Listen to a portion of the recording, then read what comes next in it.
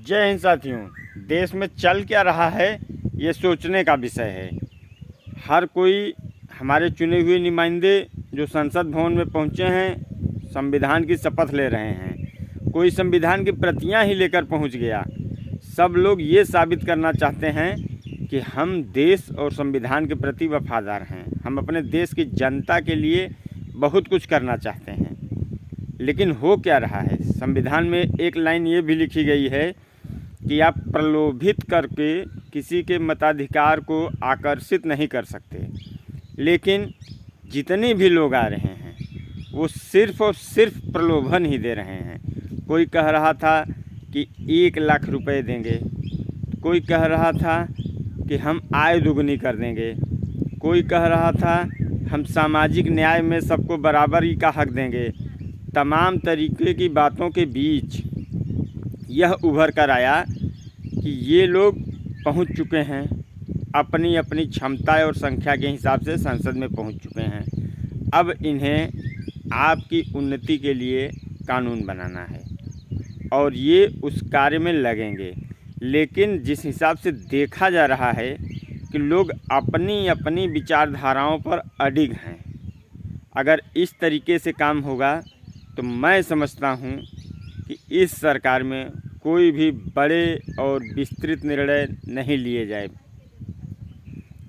अगर ऐसी ही स्थिति रहेगी तो हर बड़े निर्णयों का, जिसमें कुछ लोग विस्थापित भी होते हैं, बड़े बड़े प्रोजेक्ट आते हैं तो उसके लिए आंदोलन होता है। उन आंदोलनों को चलाने के लिए एक अलग तरीके का एनजीओ और सामाजिक संगठन होते हैं जो काम में निरीह और लगभग अनपढ़ लोगों को इकट्ठा करते हैं और उन्हें समझाते हैं कि आपका शोषण होने वाला है या इस काम में होगा।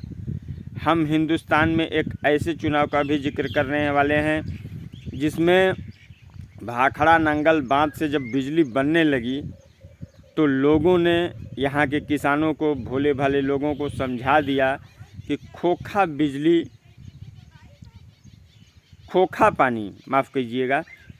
पानी अब किसानों को मिलेगा और उसमें से जो शक्ति होती है पानी की, बिजली, मतलब वो अपने बड़े लोगों को, शहर वालों को के लिए निकाल करके तब किसानों को पानी दिया जाएगा। और इस मुद्दे पे सरकार बदल गई हरियाणा की।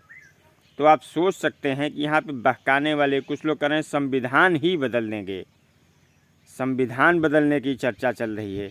तो आपको बहका के, फुसला के, पैसे का प्रलोभन, नौकरी का, जबकि कोई मूल मुद्दे पर आने वाला नहीं है कि शिक्षा व्यवस्था में कैसे सुधार किया जाए, स्वास्थ्य में कैसे सुधार किया जाए, कमाई के स्तर को कैसे बढ़ाया जाए। जब तक इन 3 चीज़ों पर चर्चा नहीं होगी, संसद के सारे सत्र पिछले सभी सत्रों की तरह बेकार जाएंगे। जय हिंद साथियों, आप हमसे जुड़े रहिए और देश और समाज के मुद्दों में हमारा साथ दीजिए। चैनल छोटा सा है, इसे सब्सक्राइब करके आप हमें प्यार और अपना विश्वास बढ़ाते रहिए।